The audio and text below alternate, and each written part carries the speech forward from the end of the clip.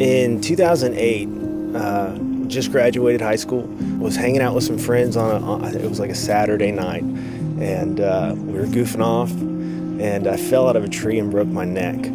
Of course, there was alcohol involved. I was just goofing off a lot.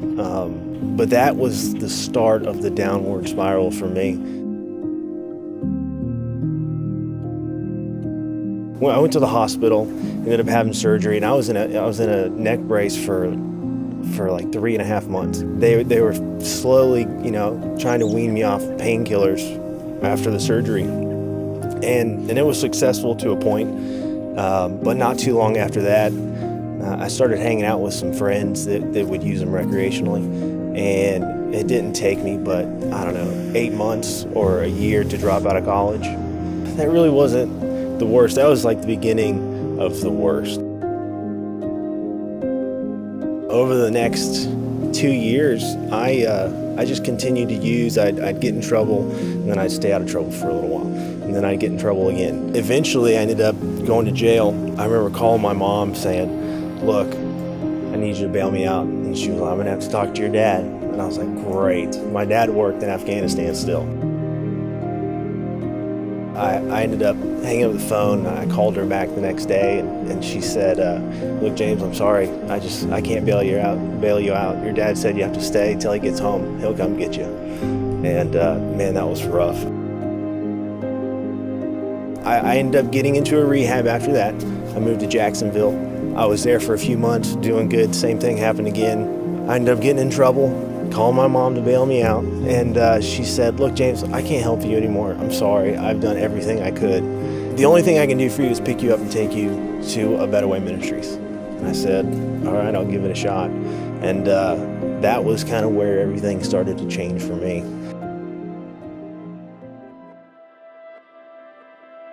Over the period of my first week, I was like, man, these folks are crazy. I'm not going to stay here. There's no way I can do this. But we started every Sunday, they'd go to 2 church services. I still remember the first time that we visited South Metro Ministries and Pastor Allen was speaking in the old sanctuary.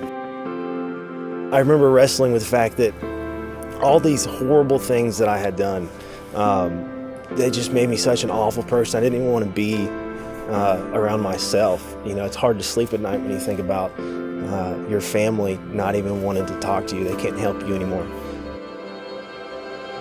When I heard him say that God's grace was sufficient for me, I knew that everything that I had done had been washed away by the love of Jesus Christ. And that was the first time I remember going to sleep and just finding a little bit of peace, a little bit of joy.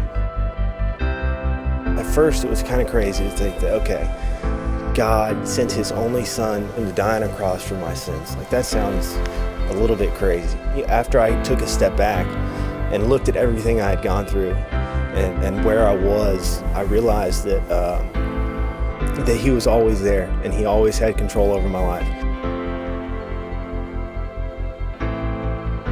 Times are still hard today. You have good days, you have bad days, but when I lay my head down and I know that he is in control, and no matter what I face at work or friends and family are going through, I know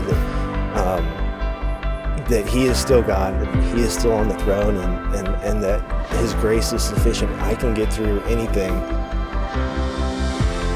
No matter how many times you screw up, no matter how bad it gets, or how bad everything seems around you, think the world's falling apart, take a step back and look at the big picture and realize that God is working everything for the good of those who love him.